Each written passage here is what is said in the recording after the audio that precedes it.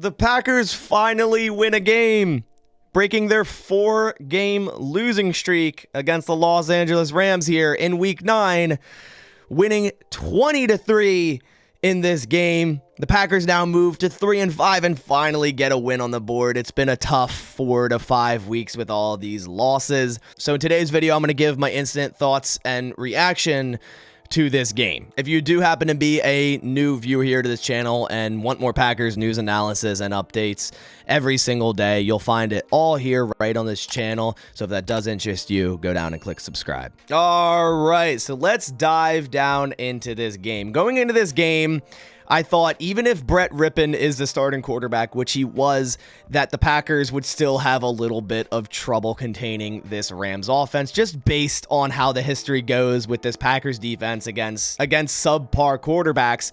But that wasn't the case today. This defense played very, very well. And honestly, even if Matthew Stafford plays in this game, I think the Packers still win. I think the Packers are at least still in a position to win at the end of this game. Now, of course, it looks a lot better with Rypien back there, and the Packers won by 17 points and held the Rams to only 3 points. And, you know, they likely would have scored a lot more with Stafford. But this defense, more importantly, was flying around the field, stopped the run for a second week in a row, and really didn't allow Rypien to create any rhythm with two really good wide receivers. And this is a defensive backfield without Rasul Douglas, a 7th-round rookie starting at cornerback number 2 in Carrington Valentine. Rudy Ford's out of this game, so Anthony Johnson Jr., a 7th-round rookie starting at safety, next to a street free agent in John Owens. And they still did an excellent job today. Shout out to this defense. They balled out today. Brett Rypien was 13 of 28, 130 yards, 4.6 yards per attempt, 0 touchdowns, and an interception. That interception was an awesome play by Jair Alexander, getting up there, getting a hand on the ball. It tipped right into Anthony Johnson Jr.'s hands. Guy was in the right place, right time. Really liked what I saw from Anthony Johnson Jr.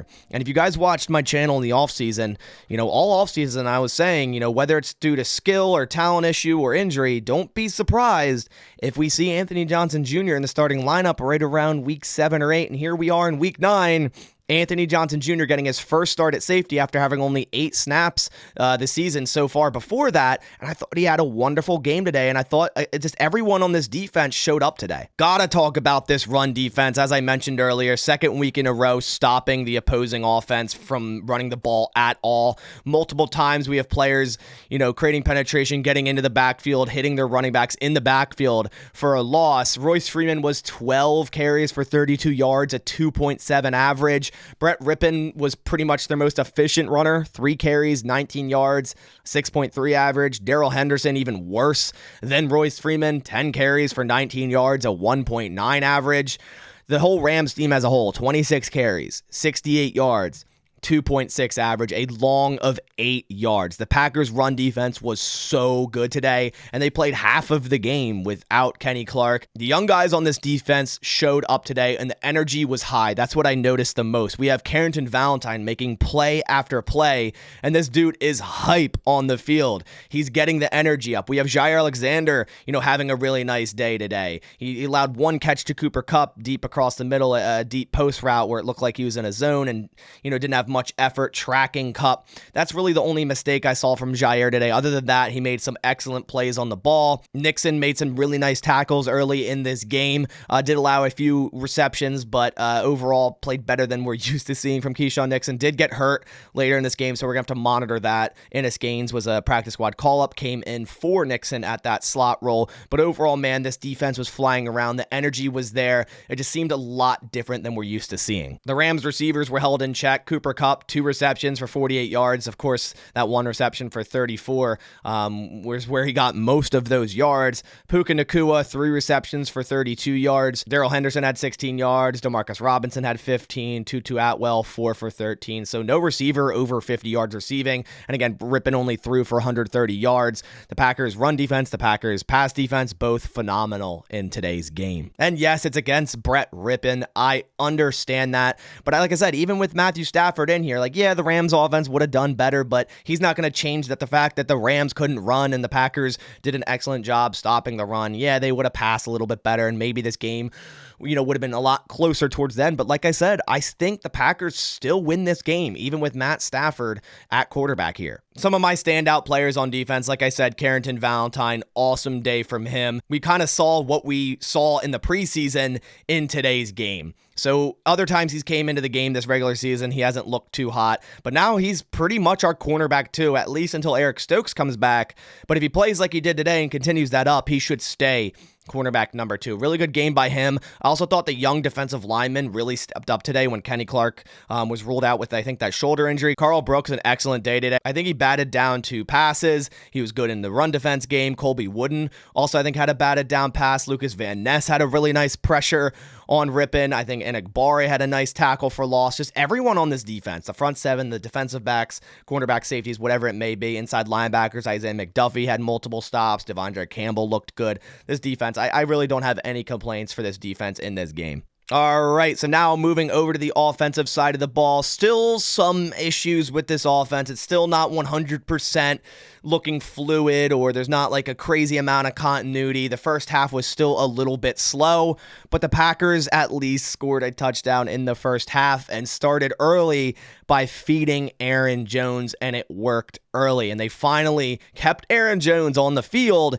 in a goal line situation, and what do you know, they hand it off to him under center, and he runs right in for a touchdown. That always confused me. A few years ago, Aaron Jones was scoring so many touchdowns. He was a very good goal line back, but ever since A.J. Dillon kind of came into the building, they just kind of forced him there for that goal line situations, and you would think, oh, he's the bigger back, he'll be better at that. But Aaron Jones simply is just a touchdown scoring machine, and I think if you're within the 10 or even within the 20-yard line, if you're in the red zone at all, it's got to be Aaron Jones. Now, Aaron Jones didn't have a crazy day running, but more importantly, he got 20 carries. The Packers gave Aaron Jones the ball. That's the most important thing here. 20 carries for 73 yards is only a 3.7 average, so you'd like to see that average up higher, but the most important thing here is that they gave him the ball. Emmanuel Wilson went 4 for 43. Obviously, he had that 31-yard run late in the game, garbage time. And then A.J. Dillon went 9 for 40, a 4.4 average. So A.J. Dillon did a nice job running the ball today as well. I feel like he did a good job, finding the right hole and pushing forward for extra yards. Jaden Reed had one run for 21 yards. It was that end around play.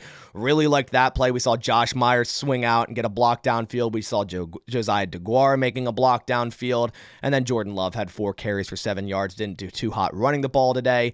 But Jordan Love passing the football today, 20 of 26. So a lot more efficient in terms of completion percentage. Usually Jordan Love is around that like 50% mark. And 20 for 26, I mean, there's a couple times where receivers dropped the ball. We saw Malik Heath drop a ball that was a little bit of a low throw, but hit him right in the hands. He should have caught that. So Jordan Love could have been even, 22 of 26 in this game. Super efficient, 228 yards, a touchdown. He was sacked 4 times, but a couple of those I think were definitely on Jordan Love holding the ball too long, one of which he kind of looked like he almost walked into the sack.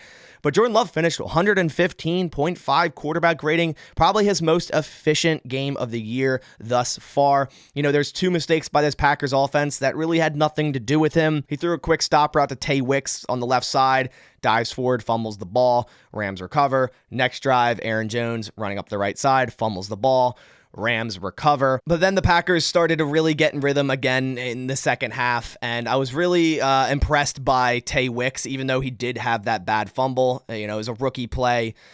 But he still, they looked his way a lot more. He was on the field a lot more today, and he consistently continues to get open. Luke Musgrave was the Packers' leading receiver, 3 receptions, 51 yards, and a touchdown. First had that deep 25-yard corner route, finally using him in the deep to intermediate game rather than just 2-yard outs, which I really like. And then, of course, we got to talk about that Luke Musgrave touchdown, the double fake screen, block and release, Musgrave across the middle. This is what we expect from Matt LaFleur. This type of play design. I was absolutely in love with that play design and execution. A fake swing pass to the left. Jordan Love flips back around, fake screen to the right to A.J. Dillon, perfect execution by Luke Musgrave to block long enough and then release to the middle, wide open up the middle, easy touchdown. Those are the plays you want to see from this Packers offense. Those are the play calls you want to see, and that's how you want to see it executed. Really nice nail in the coffin to this game. It just made me feel a lot better about this win. That nice play design touchdown. Jordan Love to Musgrave. Musgrave getting his first career touchdown. Wicks was number 2 in receiving, 4 receptions, 49 yards. Already kind of talked on him. Really like to see them use him more. Watson still kind of invisible up until the one catch he had. The one catch for 37 yards.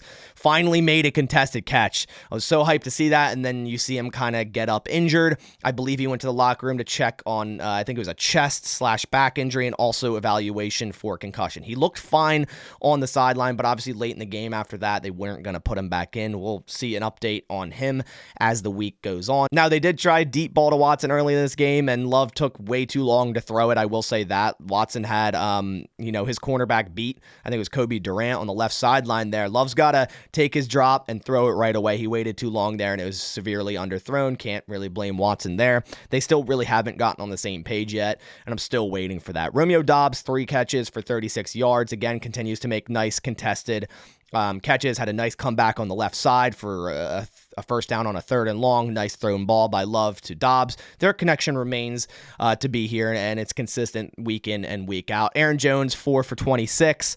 Jaden Reed, 3 for 19. Josiah DeGuara had 7 yards, and A.J. Dillon had 3. Anders Carlson did miss a field goal going into halftime, but he really hasn't been a problem in terms of missing this season. I think that's his 2nd overall miss this season, so I still believe in Anders Carlson. He's actually been pleasantly surprising so far this year. So overall, the Packers got a win. I'm extremely happy at that. You know, a 5-game lose streak would have been a tough pill to swallow, and I'm happy they finally got a win here, and maybe start building on this momentum going into Pittsburgh next week. I think that is a winnable game, and then the Chargers after that. I think that one is a winnable game. Now, Detroit after that, Thursday on Thanksgiving, that's another story, but let's go into these next 2 games and see if the Packers can continue to build an identity on offense through Aaron Jones, and hopefully, Jordan Love and Christian Watson can start to actually get on the same page, and this defense continues, this ability to stop the run, and hopefully we see Carrington Valentine, Anthony Johnson Jr., these guys, start to stand out as rookies, and that continues as well. There's definitely still a lot of mistakes. There's a lot of penalties early on. The same thing started to happen.